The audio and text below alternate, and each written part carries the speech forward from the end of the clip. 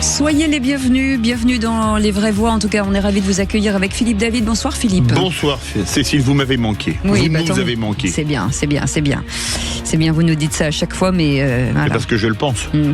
Comme toujours. Pourquoi ce regard suspicieux? Pour rien.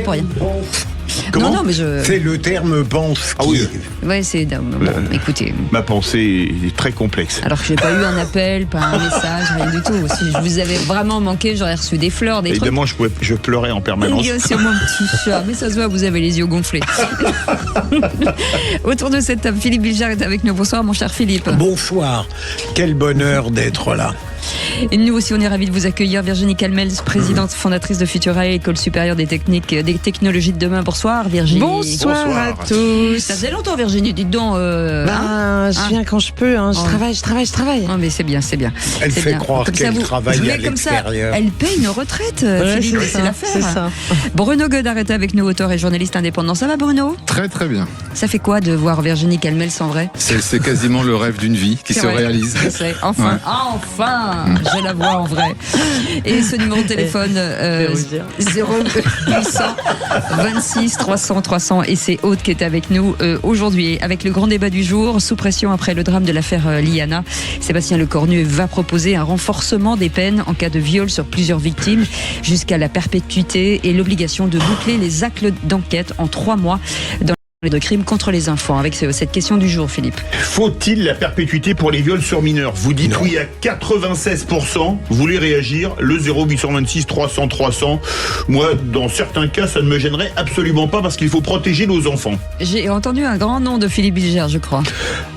Alors, sur la première question, oui. Non pour la seconde. Et Virginie Calmels Oui, non, je j'ai pas suivi. sur Je le vous dirai. renforcement des peines en cas de viol sur plusieurs victimes, de se dire qu'il y aurait la perpétuité derrière. Pourquoi pas, mais je crois que c'est plus complexe que ça. Monsieur Godard, Je pense qu'il faudrait déjà appliquer les peines qui Voilà. existent. Ce serait déjà une bonne chose. on va en parler dans quelques instants. Et puis la question du soir, le maire LR de Clermont-Ferrand, Julien Bonny, a annoncé l'instauration d'un couvre-feu pour les mineurs de moins de 16 ans, sous peine d'une amende de 150 € durant la Coupe du Monde de football.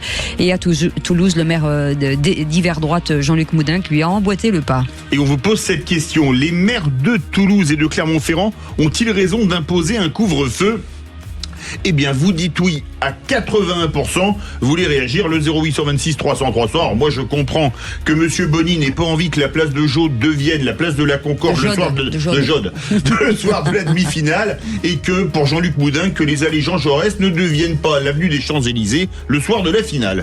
Bruno Godard, Moi, un je trouve ça couvre-feu? tellement triste qu'un pays ait peur de ses enfants. Donc je suis totalement contre. Virginie C'est Calmels. très bien. Bon Bonnie, Non. je dis oui. Moi, je suis plutôt pour. Allez, on en parlera bien entendu. Et François Picmal sera avec nous, député LFI Haute-Garonne. Il est vent debout en tout cas contre ces propositions. Et à 17h50, le bon Flavio, mais oui.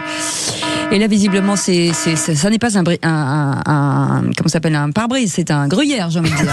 On écoute. Allô, je voulais savoir, il lui arrivait quoi à la voiture? Bah écoutez, les photos parlent d'elles-mêmes. Hein. Parce que sur le pare-brise, c'est quoi exactement? C'est dis-moi les trous là. Ouais, ça c'est pas une belle histoire, mais je devrais pas demander. C'est un petit peu indiscret ta question. D'accord. Et ben on saura plus tard. Ça sent les impacts de balles. Il est pas corse, notre ami vendeur, là. Il a un accent qu'est-ce corse qu'il assez Dans la prononcé. musique, c'est le Bon, en parrain, tout c'est cas, sicilien. Il est pas corse, mais il est pas très aimable. Ouais. Ça, Je trouve qu'il a un Mais accent ils corse. ont quoi, ma Cécile? Le pare-brise? Le pare-brise, c'est-à-dire qu'il est criblé de balles. Mais oui. Sans la voiture, juste le pare-brise. Ah, non, si, il y a la voiture. Ah, d'accord. Il y a Mais la voiture ça autour. pourrait- ouais. autour Ça du pourrait être dans une Visiblement, exposition artistique. Il vend une voiture dont le conducteur à l'intérieur, il doit pas être très en forme. Je vous le dis tout de suite. Allez, dans un instant, le grand débat du jour. Faut-il la perpétuité pour les viols sur les mineurs? Pascal est avec nous. Bonsoir Pascal. Bonsoir. Bienvenue. Bien, Vous me dites oui, vous me dites non? Oui, Eh ben, on en parle dans un instant. Soyez le bienvenu. Allez, à tout de suite. 17h-20h, les vraies voix Sud Radio. Sud Radio. Parlons, les vraies voix Sud Radio. 17h-20h, Philippe David, Cécile de Ménibus. C'est aujourd'hui la journée des enfants avec Philippe Bilger, Bruno Godard, auteur et journaliste indépendant, Virginie Calmels, présidente fondatrice de Futurae, l'école supérieure des technologies de demain. Et avec Philippe David, on est très heureux de vous accueillir. Vous pouvez nous écouter, bien entendu, nous regarder sur la chaîne YouTube et vous abonner, bien entendu. Et c'est Aude qui était avec nous au 0826 300 300 sur cette question: faut-il la perpétuité pour les viols sur mineurs, Philippe? Eh bien, pour le moment, vous dites avec une très grande majorité oui à 96%.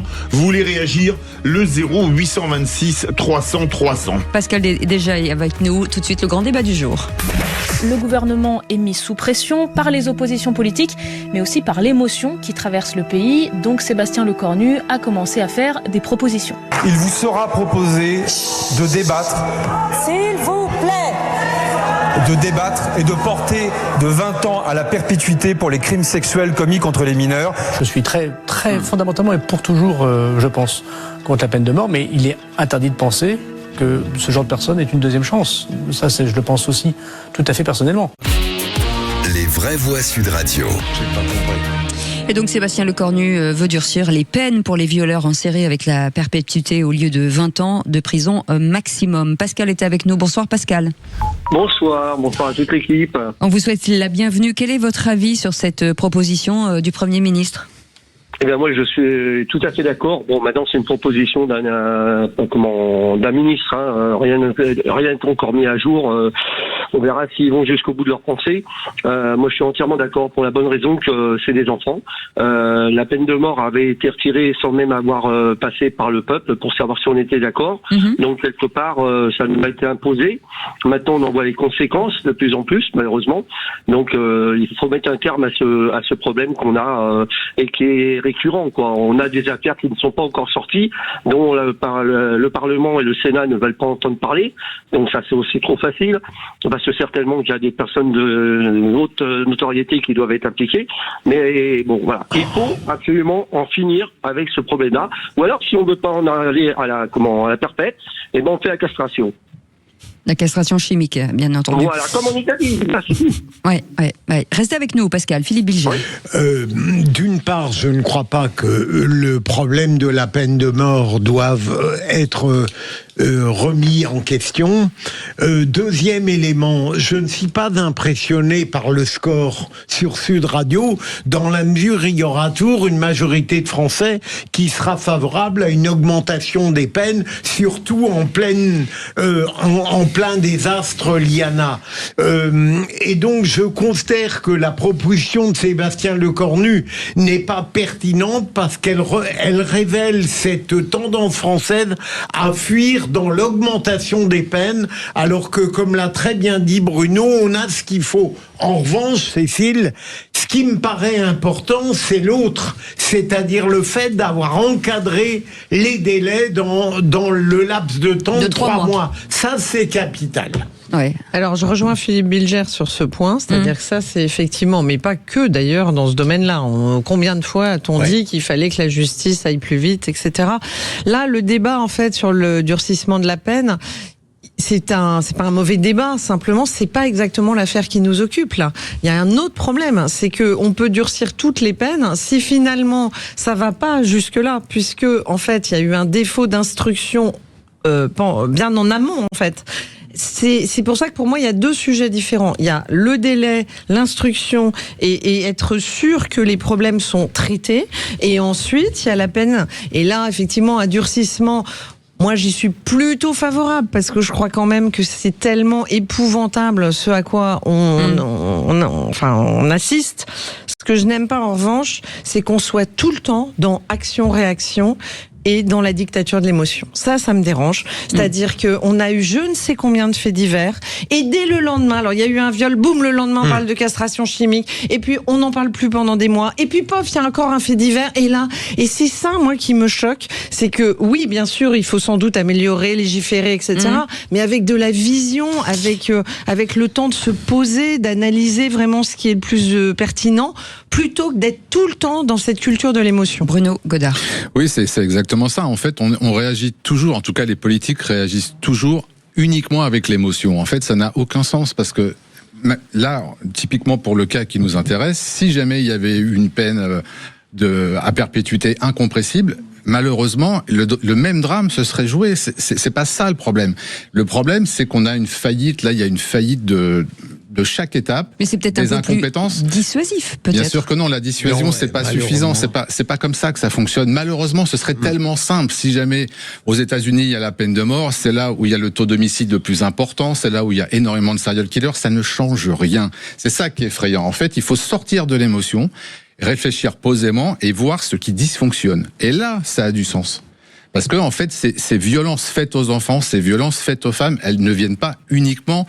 C'est pas un problème de peine, c'est un problème sociétal. C'est beaucoup plus profond que ça. Pardon, juste. Les crimes sexuels, en plus, les gens sont à la fois victimes d'eux-mêmes et très gravement coupables. Pardon, je veux dire. Et très grave, j'ai pas compris. Si, les criminels sexuels, la plupart du temps, ce sont des gens qui sont la proie de pulsions irrépressibles et en même temps, ils sont gravement coupables. Excusez-moi, un homme, ça s'empêche. Mais d'accord, oui, non mais attendez, alors excusez-moi, les pulsions irrépressibles. Alors là, moi parfois, il y a des gens, il me faut une queue de poisson, j'ai envie de descendre, mettre la voiture et leur mettre un pain, je le fais pas. Ça n'a rien à voir. Non mais excusez-moi, mais c'est vrai quand même. Mais parce que là, c'est la culture de. Vous le diront. Oui, mais alors, excusez-moi, ça, c'est la culture de l'excuse. Ils ont des pulsions irrépressibles. Pas du tout. Mais si. Alors, moi, je vais vous dire, la perpétuité ne me pose aucun problème pour certains viols sur mineurs. Je pense en particulier, je tiens à rappeler un chiffre terrifiant. En 2024, 614 nourrissons, c'est-à-dire enfants de 0 à 2 ans, ont été victimes d'abus sexuels, c'est-à-dire de viols, parce que entre 0 et 2 ans, il peut pas y avoir de consentement, il peut pas y avoir le moindre commencement de début de provocation sexuelle, ont été victimes en France. Des gens, moi je suis grand-père d'une petite fille de 2 ans, je pense que je pourrais, je le dis, on touchera à ma petite fille, je pourrais avoir des pulsions allant jusqu'à l'envie de tuer quelqu'un qui lui ferait du mal. Mais ça s'est vu quand même, certains, en tout cas agresseurs, de se dénoncer en disant je suis un danger. Ça s'est vu quand même. Et là, pour le coup, pour répondre bien sûr, sur ce que vous disiez tout à l'heure, la différence, c'est que peut-être, malheureusement, c'est pas parce qu'on serait sur de la perpétuité que ça empêcherait notamment ce cas-là et plein de passages à l'acte, mais ça empêcherait la récidive. C'est ça le sujet. Donc de ce point de vue-là, on a l'impression qu'on a quand même des cas, sauf castration chimique, en admettant que ce soit efficace, je suis pas médecin pour le dire, mais on a l'impression qu'en fait, la perpétuité ne prévient pas malheureusement quelqu'un de passer à l'acte, mais ça prévient la récidive et le fait que ce soit des sérioles, parce qu'au moins ils sont enfermés. Mais la perpétuité, elle est pas définitive en France, c'est pas ça peut exister. C'était un peu le sujet. Si. Il y a 6 cas condamnés à la perpétuité réelle. Il y a Pierre Baudin qui avait violé et tué 2 ou 3 gamines en Alsace. Mais tu passes devant un juge d'application des peines, c'est parce que c'est des gens qui sont profondément dangereux et qui restent dangereux. Mais en théorie, ça ne fonctionne pas comme ça. Maintenant, la loi a été changée. Et c'est pour cela qu'on risque d'indigner Philippe David. Il y a des criminels sexuels sur les enfants dont on est sûr que s'ils sont relâchés, ils vont recommencer. C'est en ce sens-là que je dis qu'ils sont à la fois malades, profondément, ils ne peuvent pas s'arrêter, mais qu'il faut les condamner gravement. À ce moment-là, pardon, je reprends ce qu'a dit Pascal, c'est un contresens de ce que vous dites. Vous dites qu'il y a effectivement, il ne faut pas la perpétuité, mais d'un autre côté, il ne faut pas les laisser sortir non plus parce qu'ils sont dangereux. Il faut les soigner si on peut. Mais non, on ne les soignera pas, Philippe. Il est condamné avec l'arsenal législatif actuel. Oui, mais ils sortiront à un moment donné, donc il a raison, Pascal. Il faut les prémunir la société. Prémunir la société, c'est la perpétuité. Vous c'est un coup de gueule il y a 2-3 mois, vous vous en souvenez peut-être, Cécile, je sais pas si vous étiez là ce jour-là. Moi, je me souviens de rien, donc c'est que en Belgique, ça émeut les gens parce que la peine maximale, c'est 30 ans.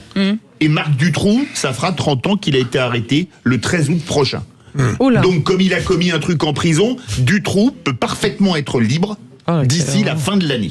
Est-ce que vous avez envie de savoir Marc Dutroux en liberté? Mais on n'en a jamais envie devant un criminel. Je veux dire, ce genre de questions, pardon, mon cher Philippe, c'est absurde. Non, c'est pas absurde. Mais il faut protéger la société.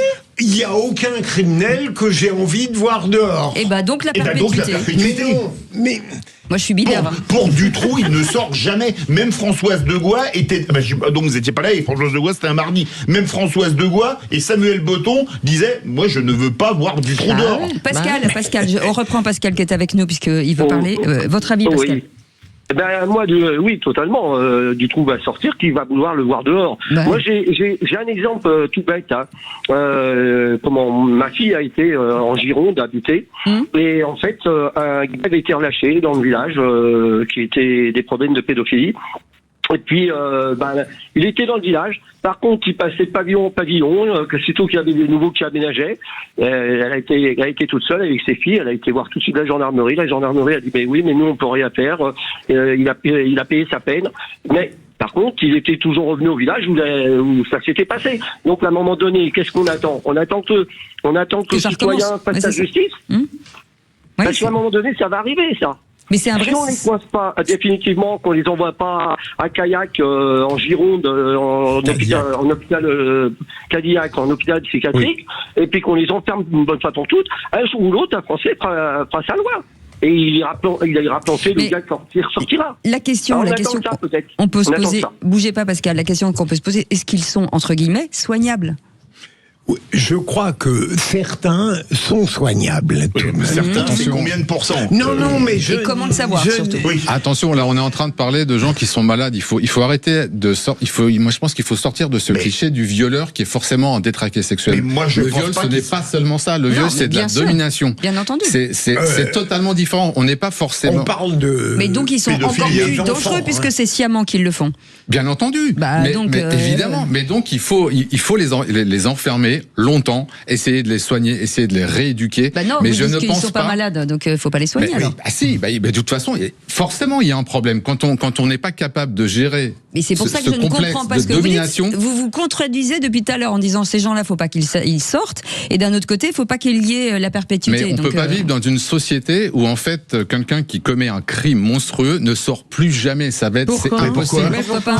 Mais parce que c'est le principe même de la loi et de la peine. Il faut devoir sortir.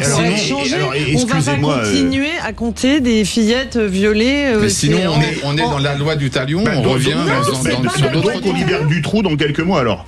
Mais regardez, c'est absolument pas ça. Bruno, le nombre de filles, de mes copines qui me disent, mais moi je fais plus de jogging en fait dans la forêt. Non, mais je suis entièrement d'accord avec toi. On peut pas vivre dans cette société-là non plus, enfin, les gars. Pour un Dutroux qui est irrécupérable et qui ne doit pas sortir, il y en a d'autres qui pourront peut-être sortir. Regardez les chiffres, il y en a pas un seul. Regardez le chiffre. Et surtout, il y a beaucoup de récidives. En fait, c'est ça qui est mais c'est pour ça. 132 000 victimes de violences sexuelles. Mais c'est colossal. Mais c'est énorme. Alors, il y a un moment donné. Ce ne sont pas 132 000 et en plus c'est que les plaintes recueillies, donc il y en a beaucoup. Donc il faut taper fort. Pardon. Moi, je ne suis pas persuadé que ce soit la solution. Et surtout, on est face à quelque chose où il y a des taux de récidive énormes. Là encore, le côté, allez, tu sors, t'as purgé ta peine et tu recommences pas, ça n'a pas l'air de fonctionner pour certains, non. Oui, enfin, pour certains. Pour beaucoup, à mon avis. Non, certains, peut-être des types de crimes, c'est-à-dire que le viol sur enfant, on n'a pas l'impression qu'on va pouvoir les soigner ou protéger la société. Donc, c'est quand même ça le sujet. Restez avec nous dans un instant, seul contre tous. Bruno Godard, LFI ne doit pas confisquer le maillot de l'équipe des Bleus qui appartient à tous les Français. Philippe Bilger, avec la responsabilité collective, les magistrats sont à côté de la plaque. Ce sera seul contre tous dans un instant. Soyez les bienvenus. Merci Pascal. 0826 300 300 si vous voulez débattre avec eux. Vous avez vu aujourd'hui c'est un peu chaud, mon ami. Jusqu'à 19h. 17h-20h, les vraies voix Sud Radio. Sud Radio. David, Cécile de Ménibus. Ça débat encore dans ce studio, ça ne s'arrête pas, c'est très intéressant. En tout cas, le sujet vous touche et on comprend.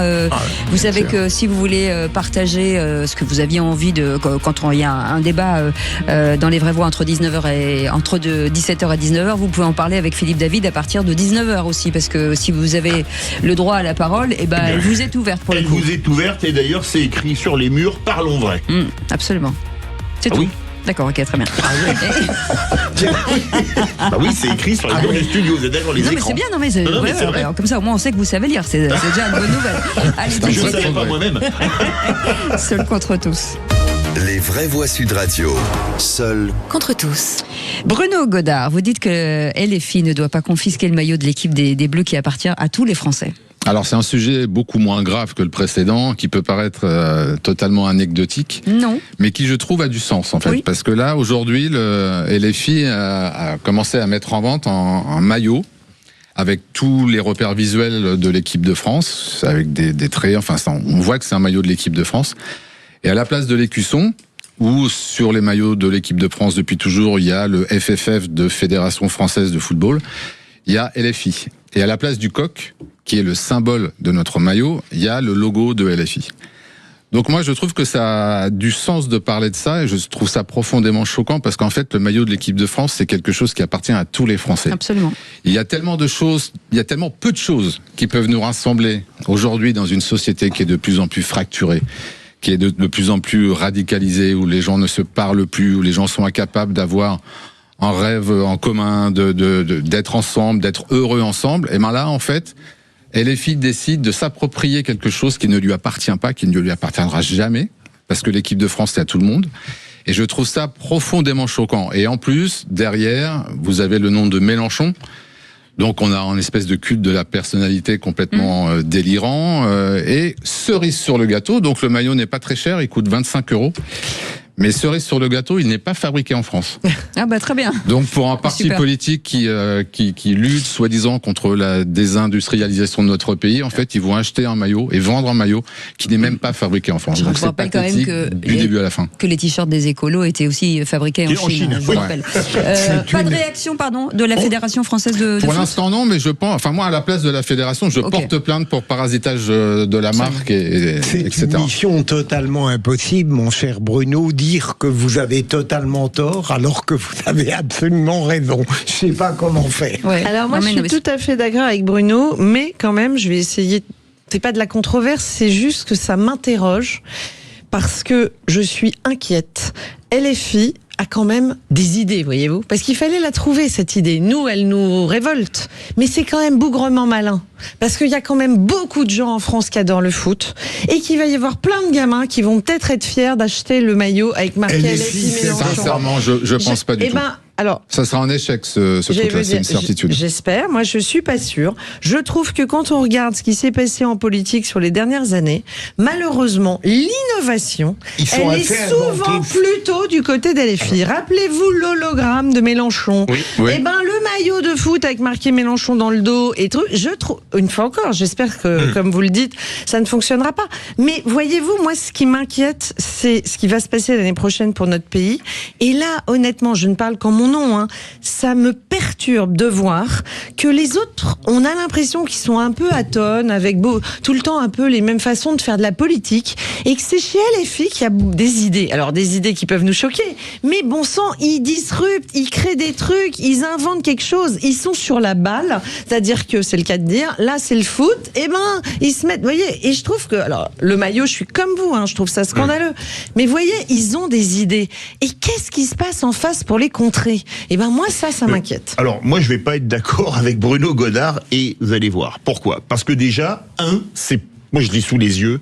Je l'avais regardé ce matin d'ailleurs. C'est pas un maillot de football. Ça ressemble. Il y a un col. Ça ressemble beaucoup plus à un maillot de tennis des années 70, à l'époque de Borg notamment, qui s'ouvrait au milieu. C'est le maillot de foot de l'équipe de France des années 60.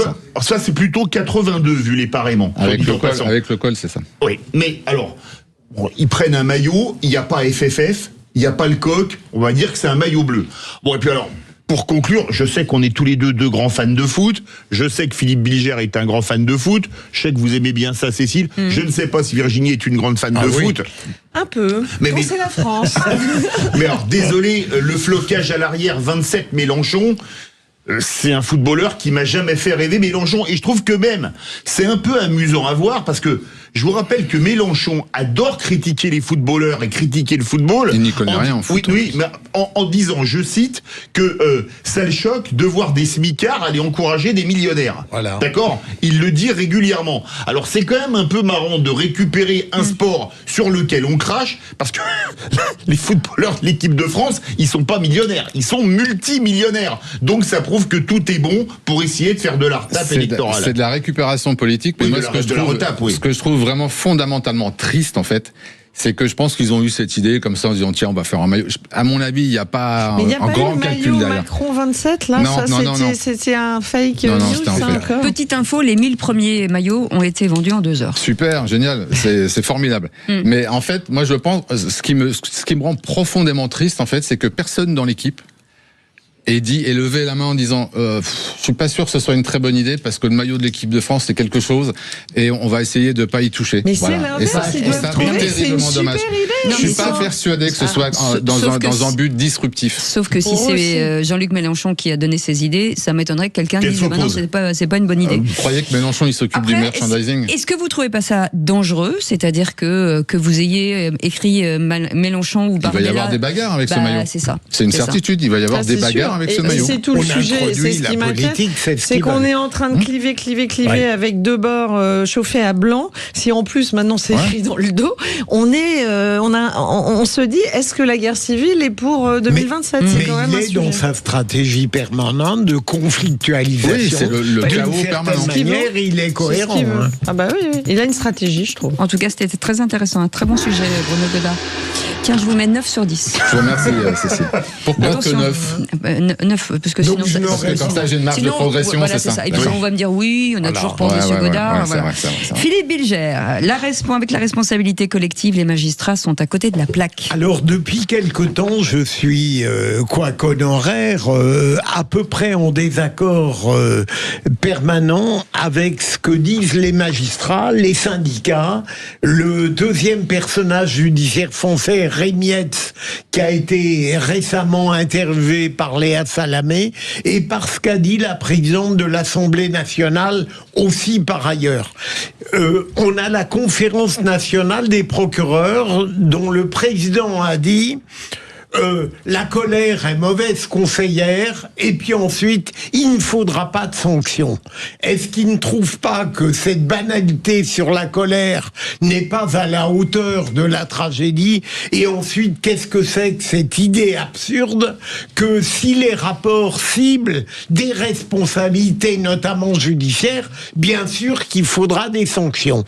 Et le deuxième élément, et je termine là-dessus, l'obsession de la magistrature et des politiques, c'est de parler de l'institution qui est coupable, de la responsabilité collective, ce qui est une ânerie. En réalité, la France en permanence se noie parce qu'elle préfère dénoncer des abstractions que mettre en cause les comportements individuels quand ils sont clairement identifiés.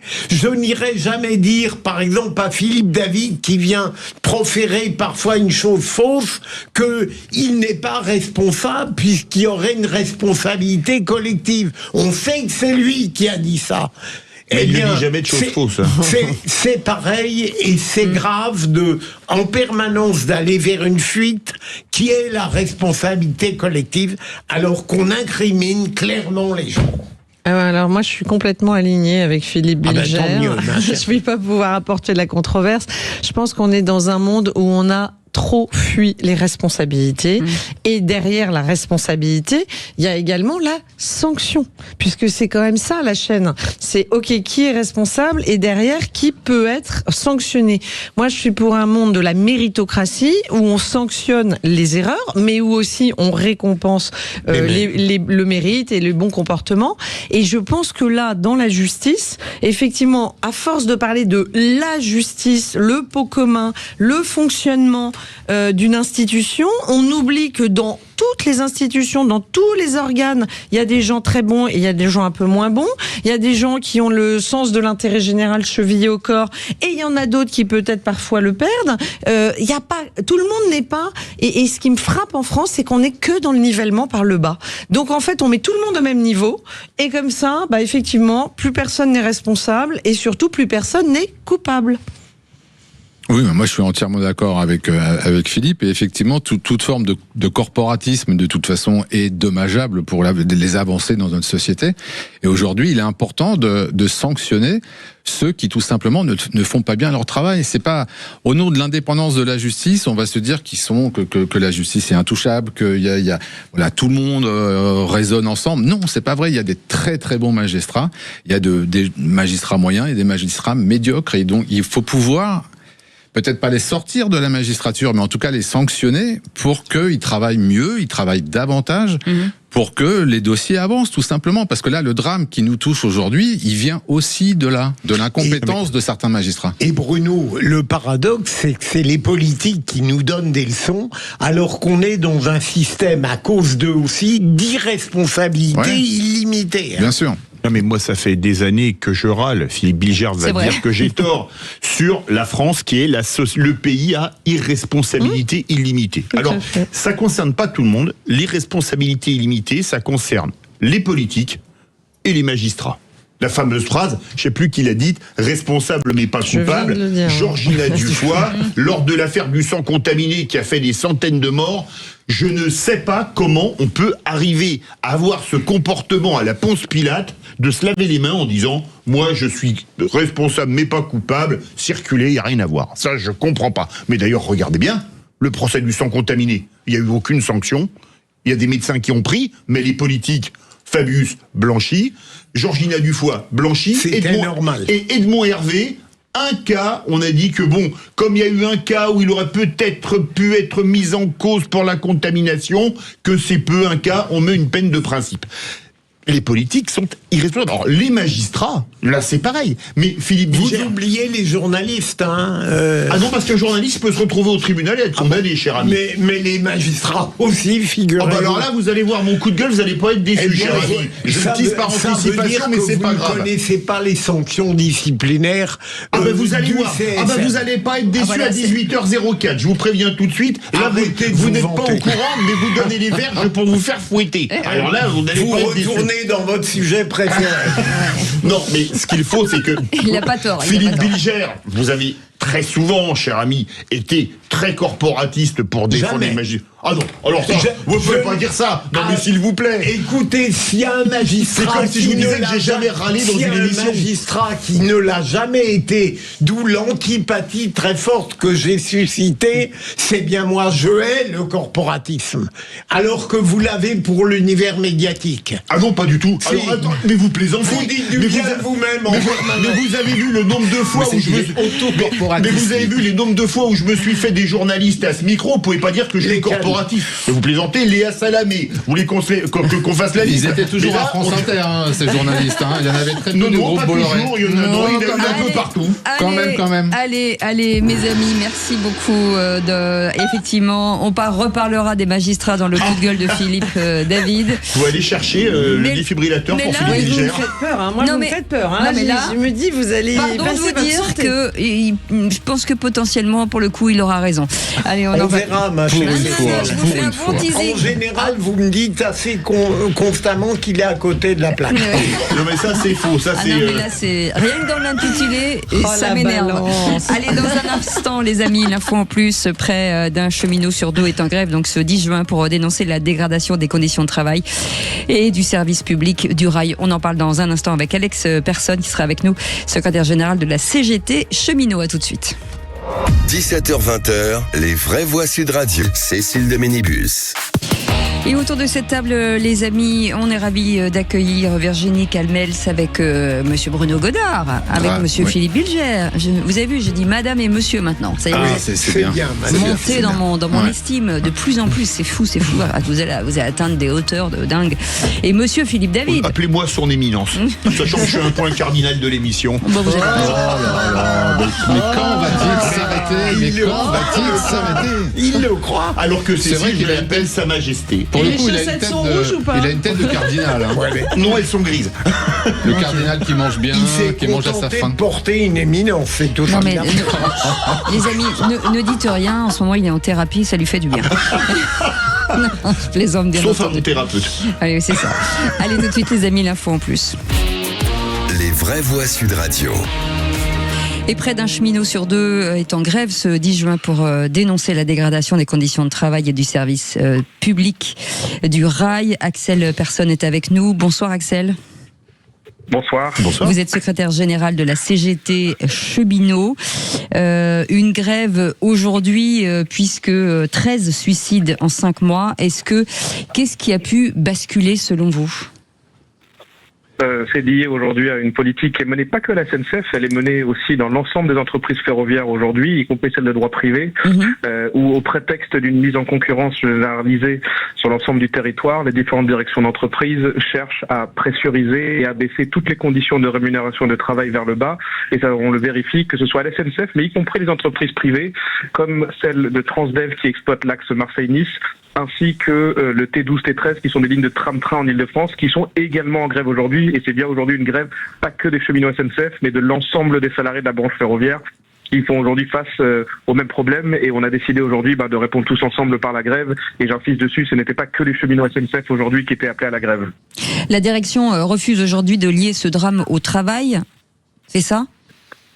Oui, comme l'a fait France Télécom, comme le fait toutes les directions d'entreprise, pour ne pas assumer leurs responsabilités. Pourtant, il est d'une évidence confondante que bien qu'il y ait souvent plusieurs facteurs qui mènent à cette décision irréversible, évidemment, les conditions dans lesquelles on travaille, puisque c'est clairement là où on passe une très grande partie de notre vie, ont un impact déterminant sur ces décisions dramatiques. Et bien souvent, ces collègues qui commettent l'irréparable sont confrontés tout au long de l'année à des décisions extrêmement violentes en termes de restructuration, en termes de perte de rémunération, parfois tout simplement, puisque les restructurations mènent parfois à des nouvelles organisations du travail qui mènent à des rémunérations abaissées ou des conditions de travail fortement dégradées qui mènent ensuite parfois à des décisions irréparables. Et c'est tout cela qu'on dénonce aujourd'hui. Et j'insiste dessus, pas que la SNCF, mais dans l'ensemble des sociétés ferroviaires, y compris celles de droit privé, qui, bien que les patrons veuillent nous mettre en concurrence, nous considérons pas que nous sommes des concurrents entre travailleuses et travailleurs, et nous sommes bien tous cheminotes et tous cheminots, et c'est pour ça qu'on a décidé de répondre tous ensemble aujourd'hui. Axel Persson, justement sur cette concurrence, en quoi aujourd'hui elle aggrave le quotidien des cheminots ? Elle se manifeste par un aspect principal, c'est que, alors même que toutes les entreprises du secteur, que ce soit Transdev, que ce soit la RATP, que ce soit la SNCF, affichent tous des profits records. La SNCF, par exemple, où je travaille, a annoncé 1,8 milliard de profits l'année dernière et projette d'atteindre presque 2,3 voire 2,6 milliards cette année.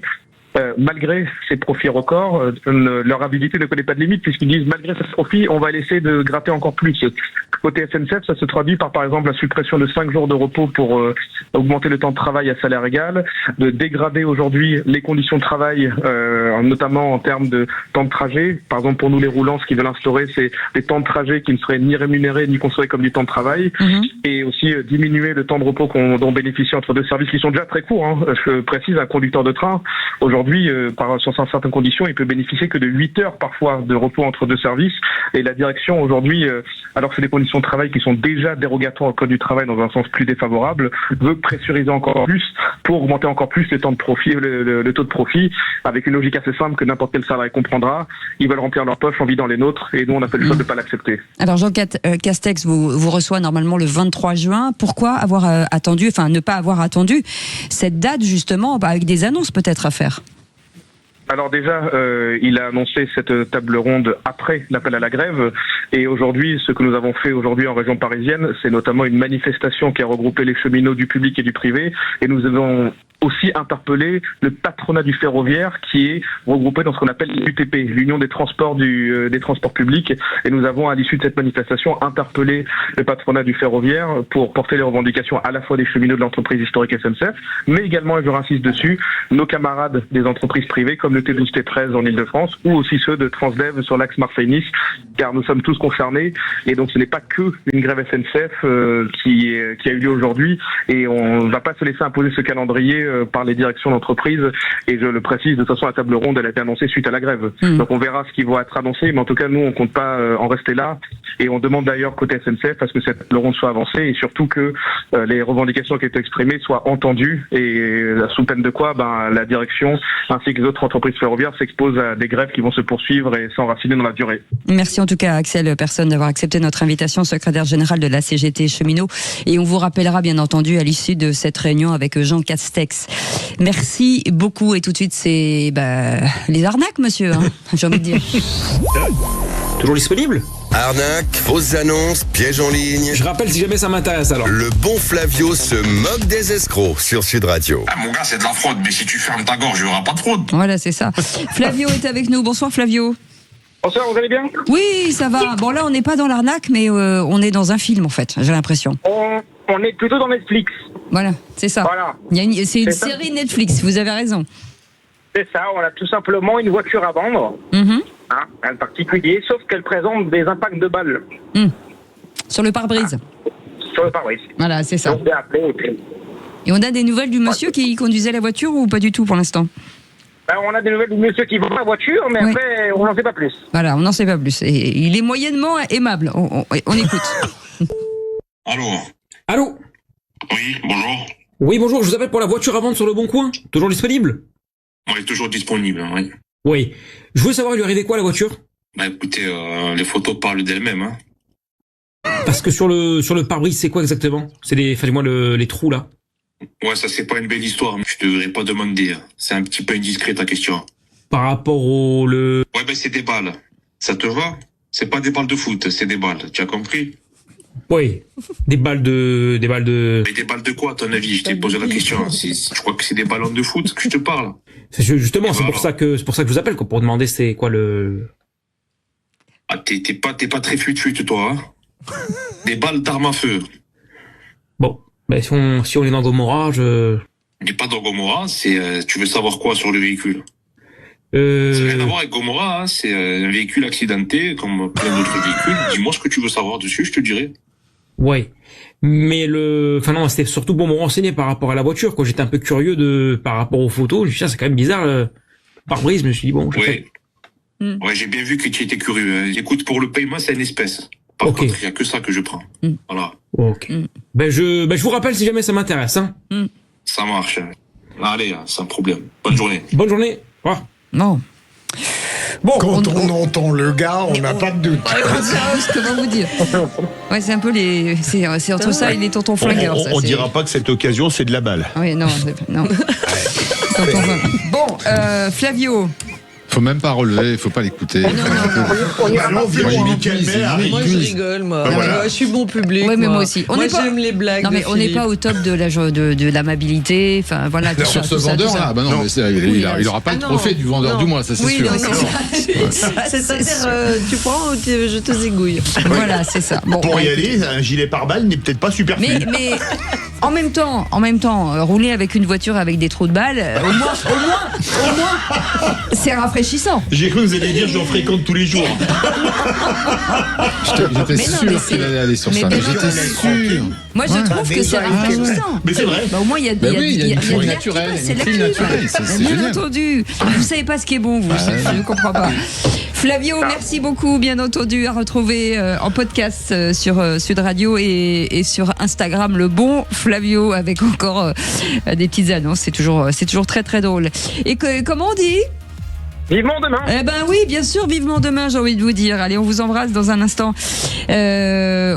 François Piquemal, juste vous annoncer, le député LFI de la Haute-Garonne sera avec nous puisqu'il est vent debout contre la nouvelle proposition, en tout cas du maire de Clermont-Ferrand et de Toulouse, de mettre en place des couvre-feux pour les mineurs. Oui, pourtant, vous êtes 84% à être pour sur la chaîne YouTube de Sud Radio. Ça diminue. Peut-être qu'on va leur envoyer le sondage. C'est à 18h30.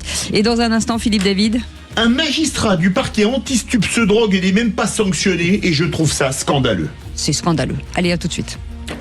17h-20h, les vraies voix Sud Radio. Sud Radio.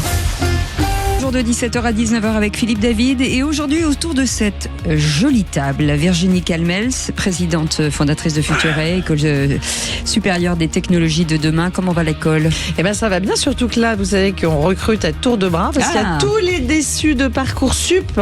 Et nous, bien. Ils arrivent chez Futuray, une école qui fait du marketing digital, de la data, de l'IA, des industries créatives. Voilà. Ah ben ça, c'est bien.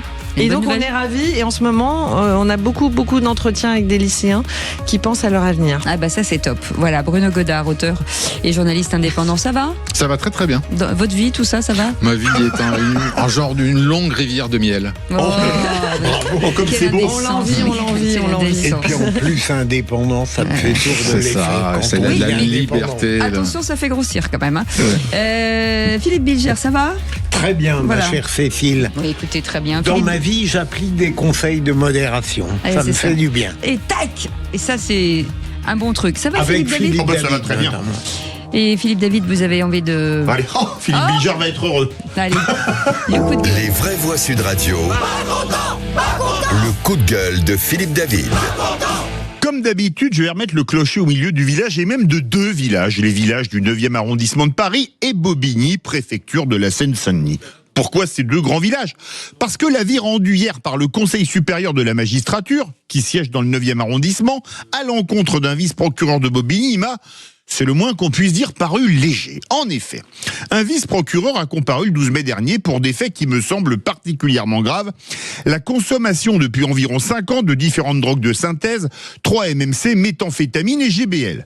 Un comble pour une personne chargée de protéger la société en requérant contre ceux qui violent la loi. D'autant plus que l'intéressé était affecté au parquet en charge de la lutte contre les stupéfiants. Un double comble quand on apprend que son fournisseur, condamné pour trafic de stupéfiants, appartenait à son ressort. Un triple comble quand on apprend que ses prises de substances interdites avaient été gravement préjudiciables à son travail, entre absence, retard, désinvestissement, le summum étant un procès d'assises où il n'a pas été en mesure de requérir. On imagine la réaction des victimes. On aurait pu imaginer des sanctions exemplaires, à commencer par le pénal, mais rien du tout, puisque le parquet de Paris a classé sans suite le volet pénal. Alors, à défaut de pénal, on n'osait pas imaginer que cet individu resterait dans la magistrature, l'exemplarité devant venir d'en haut. Eh bien, pas du tout. Nonobstant, l'avis du Conseil supérieur de la magistrature reconnaissant que, je cite, en transgressant un interdit absolu au regard de ses missions professionnelles de magistrat, qui plus est en charge de la lutte contre le narcotrafic, Monsieur X a gravement jeté le discrédit sur l'institution judiciaire et porté atteinte à son image, fin de citation, mais que, je cite à nouveau, au regard de la manière de servir et de la personnalité de Monsieur X, le Conseil considère que la révocation du magistrat serait néanmoins disproportionnée en dépit de la gravité des fautes retenues à son égard, fin de citation. La sanction demandée est donc une rétrogradation et un déplacement, mais pas de révocation. La balle est maintenant sur le bureau de Gérald Darmanin, puisque c'est le garde des Sceaux qui décide des sanctions contre un magistrat du parquet, mais qu'on ne vienne surtout plus nous dire que les magistrats sont sanctionnés par leur père en cas de manquement grave. Ce cas emblématique est là pour le prouver. Philippe Bilger. Attention Philippe, vous êtes cerné. Non, mais il n'y a aucun problème. Moi, je vous rejoins totalement là-dessus. Lorsque j'évoquais des sanctions disciplinaires tout à l'heure, il y en a, je crois, 70 qui ont été prononcées, mais qui concernent des comportements légers, négligents, libertins. C'est quoi un comportement libertin en magistrature ? J'ai pas l'intention d'en parler ici. Et donc, et moi, je propose en effet que des pratiques judiciaires totalement scandaleuses soient traduites aussi devant le CSM. Mais votre exemple, il est très pertinent parce que c'est extrêmement grave et il est évident que si j'avais été au CSM, j'aurais révoqué immédiatement ce magistrat de la même manière que j'ai été scandalisé il y a des années lorsqu'un auditeur de justice à Bordeaux vole dans un prix unique et ça n'a gêné personne, il est devenu magistrat. Donc vous voyez, je me permets d'introduire un peu de finesse, de souplesse dans un raisonnement qui, pour une fois, est très pertinent. J'ai une bonne influence sur vous. Merci Philippe Bilger. Non, mais vous avez totalement raison. Moi, je ne peux être qu'en phase avec le coup de gueule de Philippe David. J'élargirais même le propos, parce que là, on est sur les magistrats, mais on peut aussi l'appliquer aux députés. Oui, bien sûr, je suis bien d'accord. Aux sénateurs aussi. Hein. Non, oui, quand députés, on voit le comportement de certains. Oui, mais sauf qu'ils ont été élus. Oui, c'est pas pareil. Alors pour moi, l'élection ne vaut pas imprimature. Mais bien sûr, ça c'est vaut. le cas pourtant. Eh ben, je trouve que ça ne va pas et que ça ne montre pas l'exemple. Alors que c'est le cas en France. Bruno. Mais on est encore dans la déresponsabilisation totale des gens. Voilà, et effectivement, ce magistrat mérite d'être évoqué. Rien à faire dans la magistrature. Ça n'a aucun doute. Vous avez vu, Après, Philippe, je pense que ça va sans doute arriver. tout le monde est d'accord avec vous. Bah oui, mais ça prouve que j'ai une bonne influence. Bah après, c'est et alors, attendez, même Philippe Bilger, je dis que là, son sujet est facile. Non, mais ça rappelle la pédocriminalité à Paris, où on déplace simplement les gens. On est dingue. Et les amis, à partir de 18h30, le député François Piquemal sera avec nous, hein, le député LFI de la Haute-Garonne, puisque vous l'avez peut-être entendu, Toulouse et Clermont-Ferrand vont mettre en place un couvre-feu pour les mineurs pendant la Coupe du Monde, et il est vent debout cette proposition. Allez, vous retrouvez en tout cas le coup de gueule de Philippe David en podcast, bien entendu, sur sudradio.fr. Dans un instant, nous allons nommer un nouveau ministre, et ce sera plutôt un maire aujourd'hui, et c'est Benoît qui sera avec nous, et juste après le qui c'est qui l'a dit. Oui. 17h-20h, les vraies voix Sud Radio. 20h, Philippe David, Cécile de Ménibus.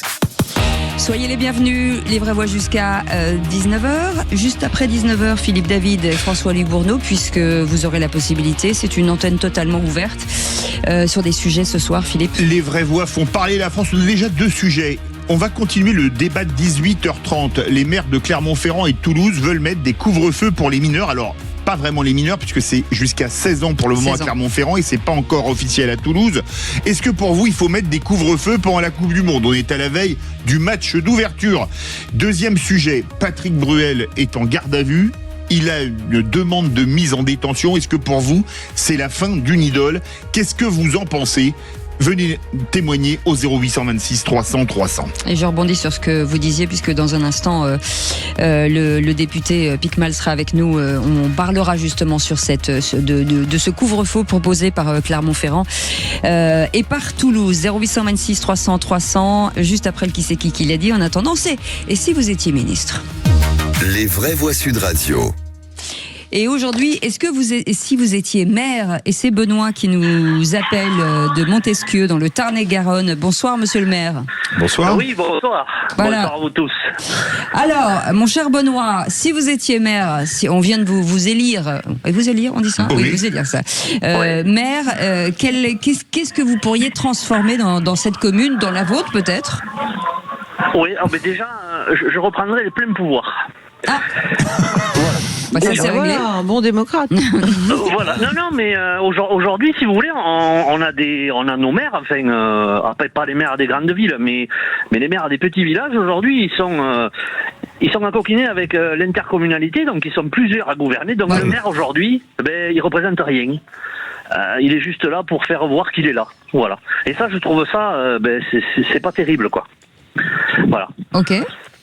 Et quoi d'autre ? C'est ça, c'est surtout redonner du pouvoir, parce que les maires aujourd'hui sont complètement à la rue, hein, on le voit bien, hein, dès qu'ils font quelque chose, ils se font taper dessus. Voilà, donc après, nous on... Voilà. C'est sur cette asphyxie, effectivement, un peu de décentralisation, Virginie, pour les maires, ce serait plus simple. Je suis pas totalement d'accord avec notre auditeur, parce que on a quand même un problème. Notre mère, pardon, excusez-moi. On a quand même des couches, on a trop de couches, et on le sait, ça coûte cher, avec des dilutions de responsabilité. Après, on peut décider, voilà, le fameux millefeuille, on peut décider que ça se gère au niveau de la commune, mais les communes, des petites communes, malheureusement, manquent aussi de moyens, et il y avait aussi peut-être un besoin quand même d'optimisation, d'où l'intercommunalité. Là où notre maire a raison, c'est que ça vide en fait le métier de maire. Donc c'est toujours notre problème, c'est qu'on va jamais au bout réellement. C'est-à-dire qu'il y a un moment, il faut peut-être dire qu'il n'y a plus à ce moment-là de maires de toutes petites communes. D'ailleurs, malheureusement, quand vous regardez aux élections, il y a de moins en moins de candidats pour ce type de municipalité. Monsieur le maire, à une certaine époque, on considérait que le maire était le personnage public qui avait le plus d'adhésion de la part des Français. Vous diriez que c'est encore le cas ? Non. Aujourd'hui, c'est pas le cas, parce qu'aujourd'hui, si vous voulez, nous, je vais vous prendre un exemple tout bête. On est agriculteur sur cette commune. On demande des permis de construire. Aujourd'hui, vous voyez, à l'époque, du temps de mes parents, tout ça, un maire, il prenait un dossier de permis de construire, il allait le défendre auprès de la direction départementale de l'équipement, et il disait, voilà, cet agriculteur, il a besoin de se développer. Il faut lui donner le permis. Aujourd'hui, on vous fait faire des papiers, on vous met 3 mois pour vous répondre. Vous oubliez une virgule sur une page, on vous remet 3 mois. Et vous oubliez un chiffre ou un zéro, on vous remet 3 mois. Nous, ça fait 24 mois qu'on attend un bâtiment. Enfin, vous voyez, c'est là vraiment où c'est que moi je suis en colère à cause de ça. Eh ben je comprends. Vous avez bien raison. Bravo, monsieur le maire. C'est bien de le dire en tout cas parce que beaucoup d'agriculteurs partagent aussi votre colère. Et nous, on vous donne la parole. Merci beaucoup, monsieur le maire. Merci Benoît d'avoir joué le jeu. Et tout de suite le qui c'est qui l'a dit. Les vraies voix Sud Radio, le quiz de l'actu. Je sais pas comment on peut le dire le qui c'est qui l'a dit. On est obligé de le dire comme ça. Qui c'est qui l'a dit, oui. Voilà, on est obligé d'être neuneux. Bref, qui c'est qui l'a dit? Je ne suis pas le Bolloré je suis le Bolloré de personne. Mathieu Pigasse. Bonne réponse. D'entrée. C'est facile ça. Oui, mais Comment il se la joue? Qui c'est qui l'a répondu à la question quel est le bon profil pour le candidat de gauche? Quelqu'un capable d'être devant Monsieur Mélenchon. Hollande? Non, c'est un président de groupe parlementaire. Au Sénat. Alors, on va vous aider. Sénat, c'est... Dans le micro. Il a été ministre. Il a été ministre. Il est du Nord. Sport. Il est du Nord, Caner. Bonne réponse. Là, il a été plus rapide. Non. Alors donc, il n'y a qu'à dire Laner aussi. Non, mais il a dit Caner. Non, il a dit Caner. Vous êtes deux mèches, les deux, là. Vous n'avez même pas attendu la question. Maître. M'accuser d'être de mèche, vu mes cheveux. La blague des années 80. C'est le 7 mars 1953, la dernière fois qu'elle a été faite cette blague. Elle avait été barrée d'ailleurs. Déjà, Mais il n'a peut-être pas vu qu'elle était barrée. Question qui c'est qui l'a dit? Si l'Ukraine adhère à l'Union Européenne, la France entre en guerre contre la Russie. Ciotti? Non, c'est un chef de parti. Et c'est un candidat à la présidence. Dupont-Aignan. Là, il a été plus rapide. Non. Allez. Il n'y a pas de discussion. Moi, j'adore la colère de Virginie Calmette. Je croyais qu'il allait donner le point. Comment ça, vous rêvez. Intraitable. Faut dire que je l'ai battu un certain nombre de fois. Alors, il aime pas. C'est vrai que je l'ai battu aussi. Là, il peut gagner. Il aime pas. Non, je n'ai jamais été battu. Pour boire des coups et manger du saucisson, il est là. Mais pour gagner au qui, il est intéressant. Ah, d'accord, je vois le genre. Qui c'est qui l'a dit? Monsieur Darmanin ne devrait même pas être là. Il n'est légitime ni au ministère de l'Intérieur, ni de la Justice. C'est peut-être pas nous. Non, Marine Le Pen. Non, c'est une femme. Tondelier. Bonne réponse Marine Le Pen de Virginie est une femme, non? Oui. Tu as un scoop, Philippe? Qu'est-ce qui se passe? C'est valable, Virginie, c'est valable. Dis donc, là, c'est bon, j'ai mon point. Là. Oui, vous l'avez. Qui c'est qui l'a dit? La sécurité est une valeur secondaire, y compris dans les décisions du Conseil constitutionnel au sommet de la chaîne juridique. C'est un chef de parti et maire de grande ville. Ciotti. Il l'a dit en premier. Non, il l'a dit en premier. Non, il l'a dit. Parce que comme on est tous à 1, je suis obligé de prendre le point, Virginie. Non, il était à 2. Qui c'est qui n'importe quoi. Qui c'est qui l'a dit sur une primaire à gauche? Pour moi, pour nous, elle n'a jamais existé, car si c'est beau dans les paroles, une alliance insincère, ça ne crée pas de dynamique. Glucksmann. Non, c'est un chef de parti. Chef de parti Roussel. Bonne réponse de 2-2. Elle est douée, Virginie. Attention. C'est au coude à coude. Qui c'est qui l'a dit? La nouvelle France de Jean-Luc Mélenchon est une France racialisée. C'est Retailleau. Bonne réponse de Philippe Retailleau. Bilger. C'est fini? On me dit que c'est fini. On n'a plus le temps, même plus pour une petite. Alors ça, c'est honteux. Une petite vite. Qui c'est qui l'a dit? La prescription aujourd'hui protège les bourreaux et condamne les victimes. Berger. Bonne réponse de Philippe Bilger. Mais lequel? Michel? Bravo Philippe, là aujourd'hui il s'est échappé. Et tranquille. Tranquille, bravo. Il faut avoir le triomphe modeste. Je pense qu'il a eu les réponses. Moi, je dis qu'il a eu les réponses. Bravo Philippe. Bravo Philippe. Bravo, Les bravo, amis, là. Vous êtes les vraiment amis. sportifs. Ouais, c'est ça. On n'est pas comme toi. Les amis, c'est là qu'on reconnaît les gens. Ah, c'est dans le qui c'est qui l'a dit. La méchanceté. Donc là, Philippe Bilger, c'est comme le copain dans la cour de récré. Hein. Le pain au chocolat, il vous le donne pas. Hein. Ouais, mais il a bien raison. Moi aussi. Ça dépend. S'il est mauvais, s'il est un peu pourri, il le donne. Voilà, c'est ça. S'il y a S'il est d'autres moisi, il dit écoutez, wow, ça me s'il y fait a plaisir. d'autres attractions Ouais, possibles. Dans un instant, la question du soir. Toulouse et Clermont-Ferrand vont mettre en place un couvre-feu pour les mineurs pendant la Coupe du Monde. Eh ben, écoutez, ça fait parler. Les maires de Toulouse ont-ils raison d'imposer un couvre-feu pour l'instant? Oui. François Picmal, député Les Filles de la Haute-Garonne, nous dit non, absolument. Il sera avec nous dans un instant. Mais vous dites oui sur la chaîne YouTube de Sud Radio et évidemment un seul et unique numéro, le 0826 300 300. Et on est ensemble jusqu'à 19h. Parlons vrai et c'est dans un instant. À tout de suite. 17h-20h, les vraies voix Sud Radio. Sud Radio. Et soyez les bienvenus. Ce numéro de téléphone, le 0826 300 300. Autour de cette table, Philippe Bilger est avec nous, Bruno Godard et Virginie Calmels.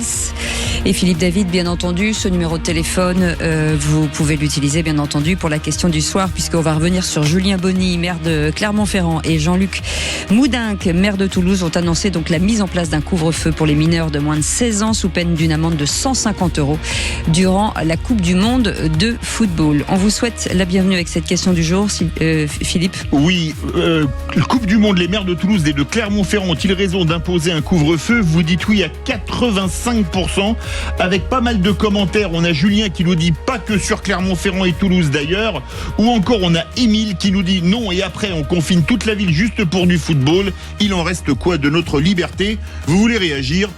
Aude attend votre appel au 0826 300 300. François Picmal est avec nous, député LFI de Haute-Garonne. Bonsoir, merci d'avoir accepté notre invitation. Merci à vous. La question du soir. Durant toute la Coupe du Monde et dans tout le centre-ville, les mineurs de moins de 16 ans non accompagnés ne seront plus à la fête entre 23h et 7h du matin. Un couvre-feu décidé par la municipalité après plusieurs épisodes successifs de violences urbaines. Absolument ridicule. Je vois les effets d'annonce, enfin. C'est aussi aux parents de prendre leurs responsabilités et puis de veiller à ce que leurs enfants ne soient pas dans la rue et ne fassent pas n'importe quoi. Avec des commerçants qui sont aujourd'hui divisés. C'est illogique si vous voulez d'avoir un outil de travail, pas pouvoir l'utiliser pleinement. Les gens viennent ici pour faire la fête, pour profiter d'un moment ensemble, de convivialité, pour se réunir. Et maintenant, on a de moins en moins le droit de faire ça. Qu'importe le parcours de l'équipe de France lors de cette Coupe du Monde, aucune fan zone ne sera installée à Clermont-Ferrand. Et tous les jeunes seuls, de moins de 16 ans présents de nuit dans la rue, risqueront une amende de 150 €. Les vraies voix Sud Radio. François Picmal, merci d'avoir accepté notre invitation. Vous êtes député LFI de Haute-Garonne. Alors, suite à la proposition, en tout cas à la mise en place de ce couvre-feu pendant la Coupe du Monde, vous êtes extrêmement opposé à cette proposition et à cette décision. Oui, bien sûr. Moi, quand j'ai découvert le communiqué qui a annoncé ça, j'ai cru que c'était une blague. Pour vous dire au début, je me suis dit, ils ont dû se tromper. Et puis non, ça veut dire que la ville de Toulouse et celle de Clermont-Ferrand vont être sous couvre-feu pour les jeunes de moins de 16 ans durant toute la Coupe du Monde. C'est plus d'un mois où on va avoir des jeunes qui ne pourront pas circuler, ne pourront pas aller voir les matchs avec leur famille, leurs amis et autres, parce qu'il y a un couvre-feu, somme toute assez ridicule. Je rappelle. Avec leur famille, ce sera possible. Alors, avec leur famille, avec leur représentant légal, ça reste à préciser, puisqu'on ne nous précise pas comment. Moi, je ne sais pas comment les agents publics vont pouvoir vérifier qui a 16 ans, qui l'a pas, qui est le représentant légal, qui ne l'est pas, etc., etc. Je vous rappelle juste l'histoire du couvre-feu. Le premier qu'il met en place au XIe siècle, c'est Guillaume le Conquérant, notamment pour mater des rébellions. Puis après, il est mis en place en France lors de guerres, notamment la Seconde Guerre mondiale. Il y a eu pendant la guerre d'Algérie. Et j'ai regardé la dernière fois qu'il y a eu un couvre-feu à Toulouse, par exemple. Est-ce que vous savez quand c'était? Non, vous allez nous le dire. C'était en 2020, pendant la pandémie de Covid. C'est-à-dire que là, on a une Coupe du Monde qui arrive, qui a un moment, normalement, ça a été dit par les auditeurs que j'ai entendus, de convivialité, de joie, de communion. Un moment où on se rassemble. Et on en a besoin. je pense, dans la société compliquée dans laquelle on est. Et au lieu de mettre en place les dispositifs publics qui permettent d'avoir des lieux où se rassembler, des transports en commun pour y accéder, des personnes qui vous accueillent, des services de médiation, faire de la prévention par exemple sur le sport santé, sur les paris sportifs, se retrouver tous ensemble, être heureux ensemble, eh bien on a des maires qui préfèrent des voies répressives. Et quand on voit ce qui se passe aux États-Unis, j'ai un petit peu l'impression que la trumpisation de cette Coupe du Monde est en train de ruisseler en France, notamment à Toulouse et à Clermont-Ferrand. Et j'ai bien peur que d'autres communes de droite radicale ou d'extrême droite prennent ce pli-là. Et je trouve ça très dommageable pour le sport et pour notre pays. Avant de donner la parole à nos vraies voix, là c'est la jolie carte postale que vous montrez. Ces derniers temps, en tout cas ces derniers mois, de matchs de foot, en tout cas de rassemblements, qu'ils soient pour le 14 juillet ou pour le football, ça a été quand même un désastre. Donc forcément, il faut trouver, entre ce que vous proposez et ce que le maire propose, il va falloir trouver un biais pour que ça se passe correctement. Rien que la demi-finale retour du PSG contre le Bayern et la finale pourtant gagnante, enfin pourtant aussi gagnante comme le Bayern, c'est une qualification contre Arsenal. Non mais moi je conteste pas qu'il y ait eu des débordements, des comportements délictueux, et d'ailleurs à Toulouse il y en a eu, et il y a 18 personnes qui sont aujourd'hui assignées en justice et qui seront condamnées selon les faits qu'ils ont commis. Et il n'y a pas de souci là-dessus. Maintenant, comment on en est arrivé là ? Regardez ce qui s'est passé. Aucune anticipation, aucune vision sur des dispositifs publics pour accompagner les célébrations liées aux événements sportifs. Pas de fan zone à Paris, pas de fan zone à Toulouse, pas de transport en commun assuré. Et le seul qui l'a fait, c'est le maire de La Courneuve, maire insoumis, Ali Diouara, où il y a eu près de 3000 personnes, des familles, des personnes âgées, des jeunes. Tout s'est bien passé dans le bon ordre. Si la puissance publique n'anticipe pas, ne prévoit pas, alors forcément, on laisse libre cours au fait que des groupes ou des individus malveillants puissent s'exprimer, tout simplement. Donc, il faut anticiper, il faut avoir un peu de vision, et c'est pour ça que nous, on demande à Toulouse, notamment, qu'il y ait la mise en place de fan zones dans les différents secteurs de la ville. Philippe Bilger. Monsieur le député, dans le micro. Oui. Je comprends bien votre opposition. D'ailleurs, vous l'expliquez de manière très cohérente.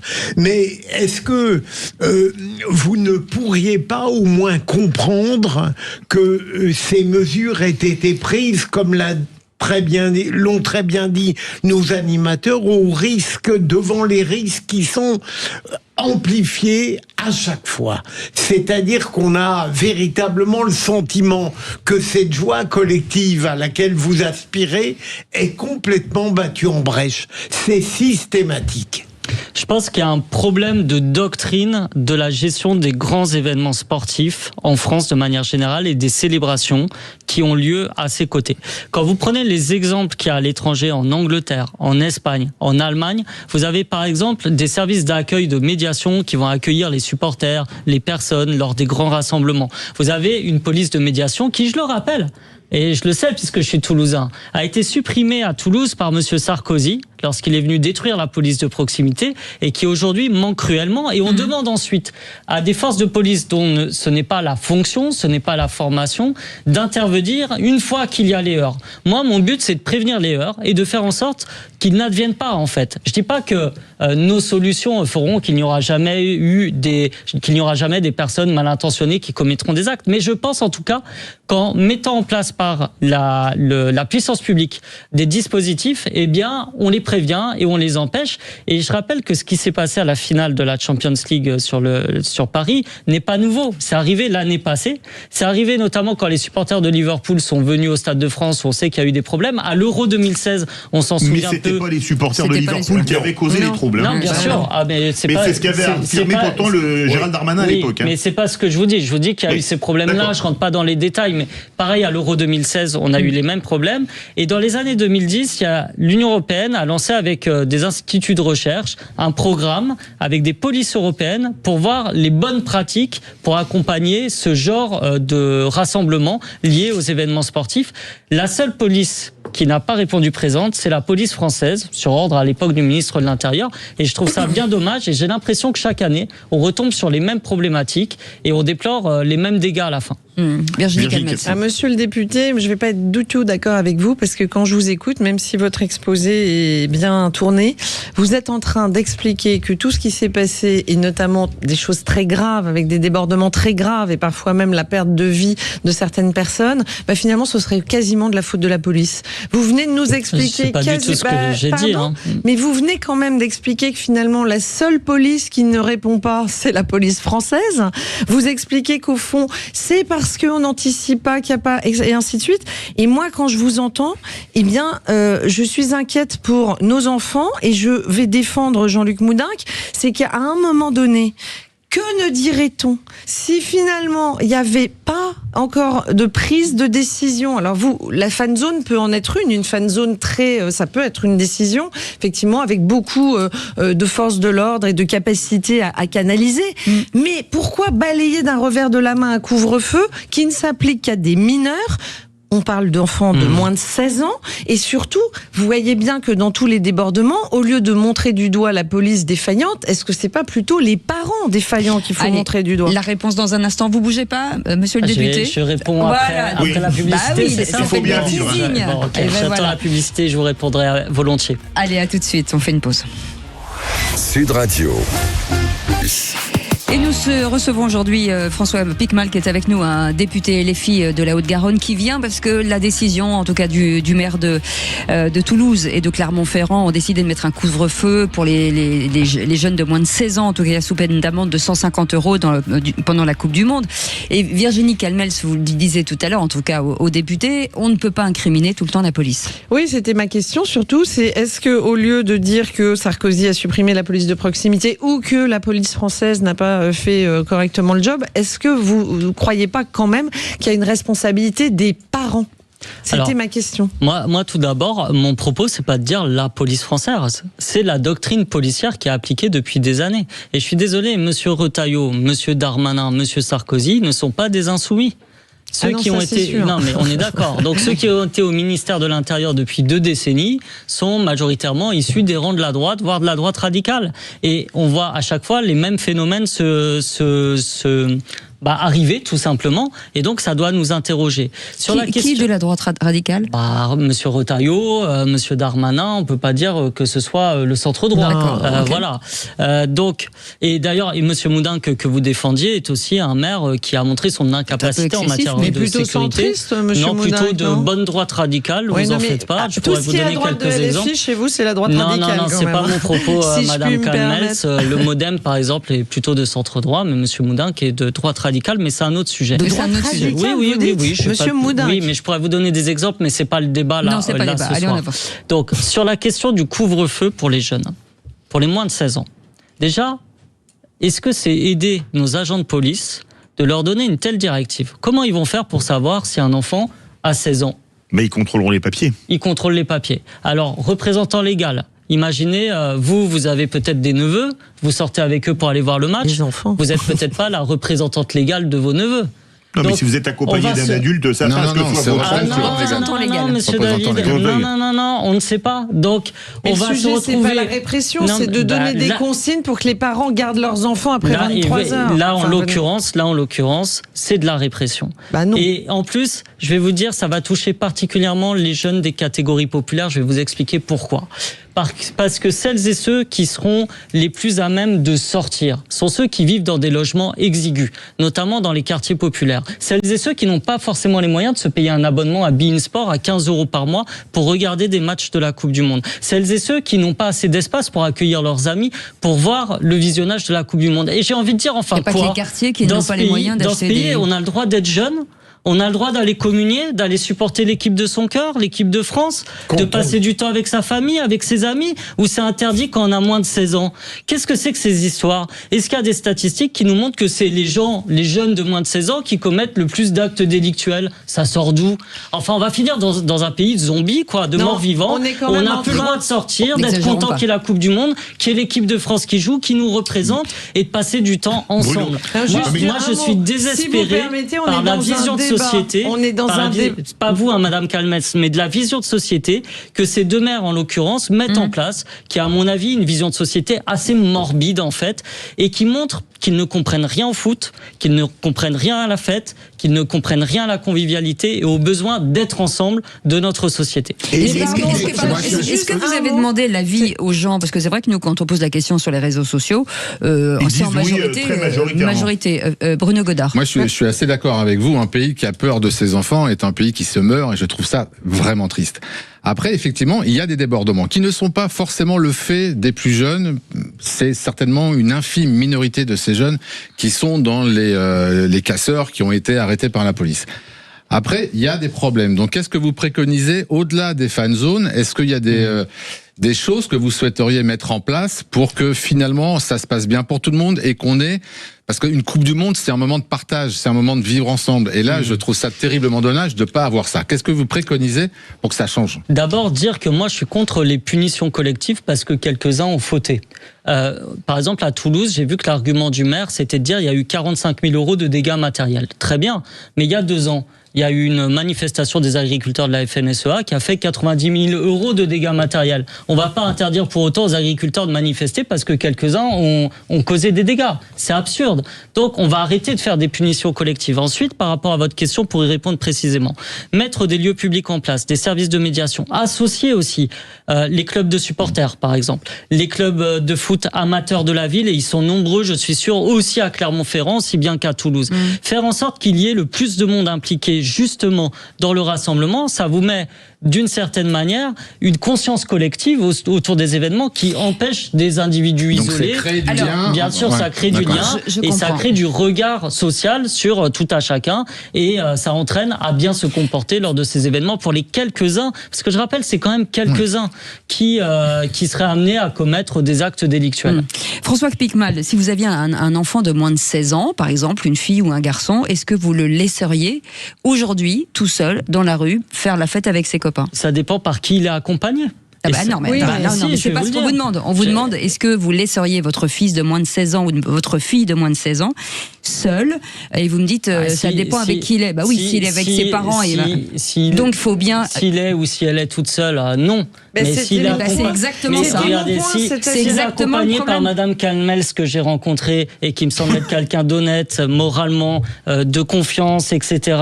Mais pourquoi pas? Si par exemple votre enfant... Non mais tout seul. Votre enfant là vous me dites accompagné. Tout seul, je vous ai dit que non. Ah bah voilà. Maintenant, si c'est avec des amis... Qu'est-ce qu'on fait de tous ces enfants qui vont sortir seuls? Si c'est avec des amis de confiance, etc. Vous allez me dire qu'avant vos 16 ans, peut-être ici, tous autour de la table, vous ne sortiez jamais avec vos amis?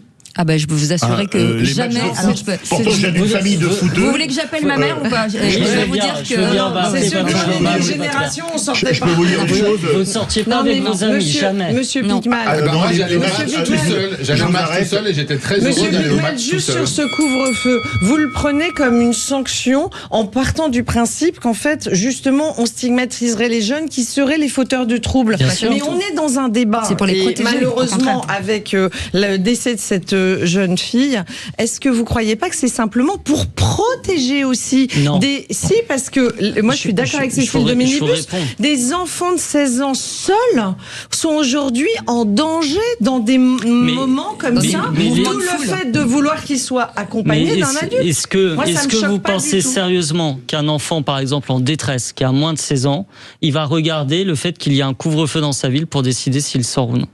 Moi je ne pense pas. Je ne pense pas.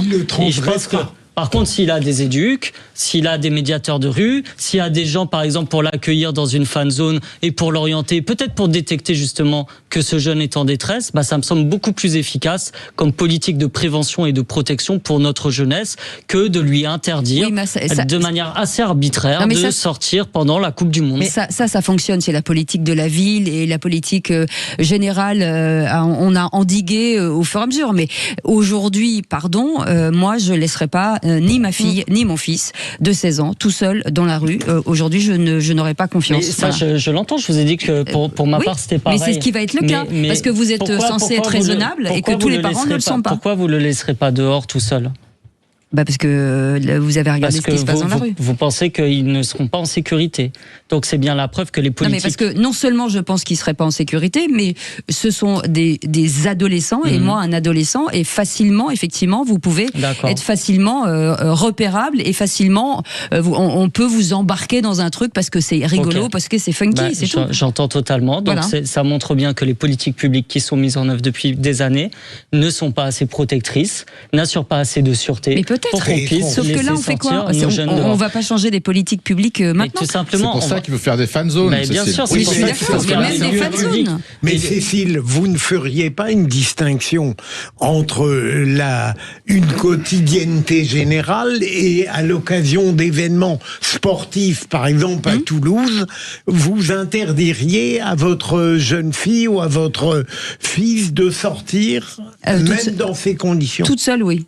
Ah, d'accord. Tout seul ou toute seule. C'est terriblement triste parce que j'ai vécu c'est un moment de partage. Et si jamais la politique de la ville était un peu plus performante, certainement qu'on n'aurait pas peur pour nos enfants. Sauf que vous nous opposez le si, qui n'est pas le cas. Mais alors mettons en place une vraie politique. Donc il faut interdire, on ferme le robinet, plus personne ne sort, tout le monde reste chez soi à regarder les matchs. Tout seul devant la télé, c'est terrible. Non, je ne suis pas en train de dire qu'il le faut. Je dis qu'à un moment donné, avant que les choses soient mises en place, faisons attention, et peut-être que c'est la seule solution pour que les gens n'aient pas peur. Je dis peut-être, voilà, c'est une possibilité. Vous partagez pas, mais en tout cas, c'est voilà. Moi, mais la question qui se pose, mais la question qui se pose, moi je me souviens, l'Euro 84, première victoire française, on avait fait la finale chez mes parents avec tous mes copains. On était sortis dans la rue après, il n'y avait pas une vitrine cassée, et c'était en 93, pas une voiture brûlée, etc. 98, la finale, j'étais dans Haute-Savoie en vacances. Pas un problème, mais maintenant, en 98, il n'y avait pas eu de problème majeur. Il y avait eu un drame aux Champs-Élysées. Attends, François Piquemal, vous avez le mot de la fin. Mais aujourd'hui, 2018, on s'est fait gazer en allant aux Champs-Élysées parce que les mecs cassaient tout. Allez-y, François Piquemal. Moi, j'entends les problèmes d'inquiétude que vous avez en tant que mère de famille, père de famille, ils sont légitimes, ils sont normaux. Maintenant, moi, ma question, c'est comment on répond aux problèmes de sûreté, de sécurité, de tranquillité, tout en liant le fait que oui, c'est une Coupe du Monde. C'est notre équipe nationale quand même. Vous avez parlé de 98, tout le monde s'en souvient. 2018, chacun se souvient où il était. Donc comment on fait pour avoir des lieux publics, des services publics, des moyens pour faire en sorte qu'on puisse communier ensemble sans discriminer des gens en fonction de leur âge. Et par ailleurs, je pense que cette mesure va être totalement inefficace, qu'elle est arbitraire, qu'elle n'a pas de sens et qu'elle ne va pas marcher. Donc je préfère avoir des moyens de prévention, impliquer le plus de citoyennes et citoyens possible, et je remercie toutes celles et ceux qui sont bénévoles dans nos clubs de foot amateurs qui font un travail extraordinaire de cohésion sociale et d'éducation, et c'est eux qu'on devrait mettre en première ligne et valoriser plutôt que des mesures répressives qui, à mon avis, donnent, et vous l'avez dit, une vision de la société assez triste, malheureusement. Merci beaucoup François Piquemal, merci à vous. Député LFI de Haute-Garonne. Merci beaucoup Bruno Gonard, merci Virginie Calmels, merci Philippe Bilger, Philippe David dans un instant, jusqu'à 20h avec François-Luc Bourneau. Les vraies voix font parler la France. Vous voulez réagir, vous avez appelé, mais comme on avait un député avec nous, on lui a beaucoup donné la parole. Qu'est-ce que vous pensez ? Il faut mettre un couvre-feu pour les moins de 16 ans ou pas ?